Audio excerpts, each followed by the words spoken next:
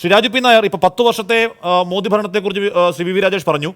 രാജ്യത്തൊരു പ്രധാനമന്ത്രി മാധ്യമങ്ങൾക്ക് മുന്നിൽ വാർത്താ സമ്മേളനം, അതായത് ചോദ്യവും ഉത്തരവുമായി വാർത്താ സമ്മേളനം നടത്തിയിട്ട് 10 വർഷമായതിൻ്റെ 10ാം വാർഷികം കൂടിയാണ് കേട്ടോ ഇന്ന് ശ്രീ രാജു പി നായർ. ആ 10ാം വാർഷികത്തിൽ മോദി ഇവിടെ തൃശ്ശൂരിൽ വരുന്നു, ഇവിടെ സ്ത്രീ ശാക്തീകരണത്തെപ്പറ്റി സംസാരിക്കുന്നു, സ്ത്രീകളെ കയ്യിലെടുക്കുന്നു, അല്ലെങ്കിൽ വലിയ റോഡ് ഷോ നടത്തുന്നു. എങ്ങനെയെങ്കിലും BJPക്ക് കേരളത്തിലൊരു സീറ്റ് വേണം. അത് മോദിയുടെ ഈ വരവും വരാൻ പോകുന്ന വരവുകളും കൊണ്ട് സാധ്യമാക്കുമെന്ന് കോൺഗ്രസ് കരുതുന്നുണ്ടോ രാജു പി നായർ?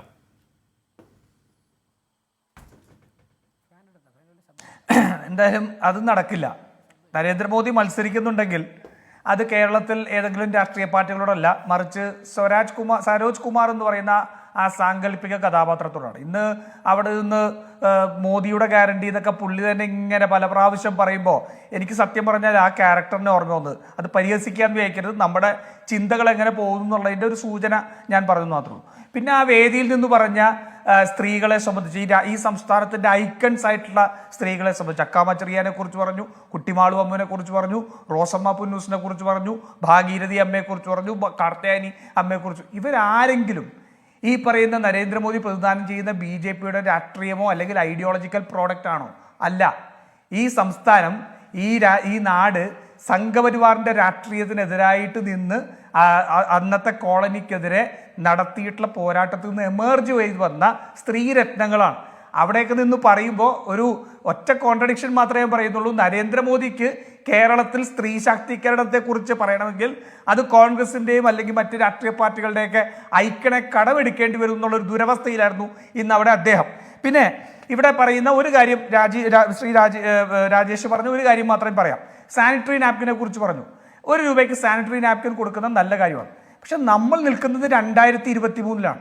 എന്ന് വെച്ചാൽ കഴിഞ്ഞ 2 സാമ്പത്തിക വർഷം കേരളത്തിലെ തദ്ദേശ സ്വയംഭരണ സ്ഥാപനങ്ങളുടെ പ്രോജക്റ്റിന് മാലിന്യമുക്തമാക്കുന്ന ഹെൽത്തി ആക്കി പേഴ്സണൽ ഹൈജീനിന് കുറെ കൂടി ശക്തിപ്പെടുത്തുന്ന കോസ്റ്റ് എഫക്റ്റീവായ മെൻസ്ട്രുവൽ കപ്പ് ജനങ്ങൾക്ക് കൊടുക്കുന്നതിന് വേണ്ടി പഞ്ചായത്തുകൾ, അത് UDFും LDFും പ്രോജക്റ്റ് ഏറ്റെടുത്ത് നടപ്പാക്കിക്കൊണ്ടിരിക്കുന്ന ഒരു സംസ്ഥാനത്ത് നിന്നാണ് 2023 മെൻസ്ട്രുവൽ സാനിറ്ററി പാഡിനെ കുറിച്ച് പറയുന്നത്. നമ്മൾ മുന്നോട്ട് വേണം പോകാൻ, പുറകോട്ടുള്ള കാര്യങ്ങൾ അത് ചെയ്തതിൽ തെറ്റൊന്നുമില്ല.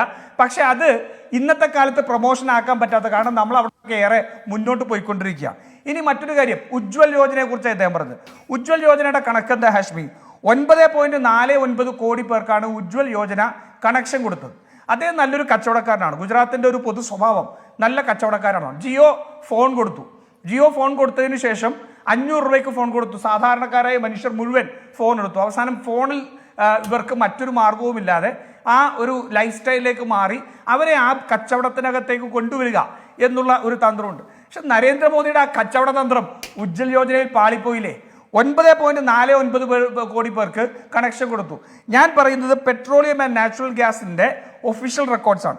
21-22 സാമ്പത്തിക വർഷം 5.4 കോടി ജനങ്ങൾ ഉജ്ജ്വൽ യോജനയിൽ കണക്ഷൻ എടുത്ത 5.4 കോടി സ്ത്രീകൾ വർഷത്തിൽ 4 സിലിണ്ടറുകൾക്ക് താഴെയാണ് ഉപയോഗിക്കുന്നത്. 1,08,00,000 ജനങ്ങൾ ഒരു റീഫിലാണ് ഒരു വർഷം ഉപയോഗിക്കും. ഒരു റീഫിൽ എപ്പോഴാണെന്നറിയോ?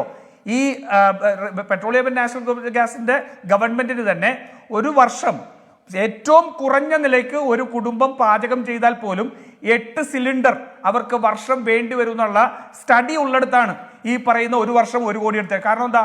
900 രൂപയാണ് ഗ്യാസ് സിലിണ്ടർ.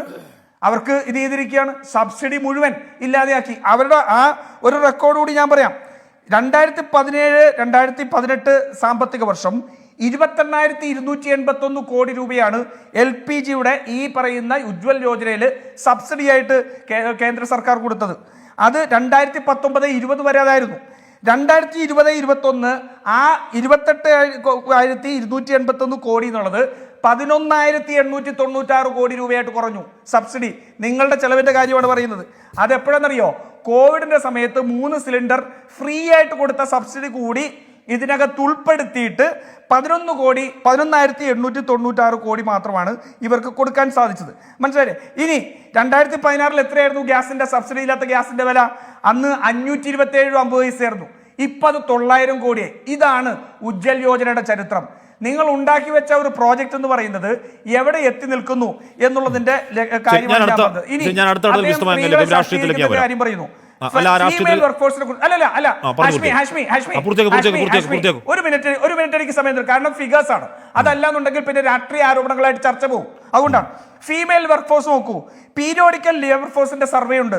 ആ ലേബർ ഫോഴ്സിന്റെ സർവേ പ്രകാരം 2021-22 15 വയസ്സിനും 59 വയസ്സിനും ഇടയ്ക്കുള്ള സ്ത്രീകൾക്ക് 29.4% മാത്രമാണ് അവർക്കുള്ളത് ഫീമെയിൽ വർക്ക് ഫോഴ്സ്. അതിന് മുൻപത്തെ വർഷം 29.8 ആയിരുന്നത് 29.4 കുറഞ്ഞു.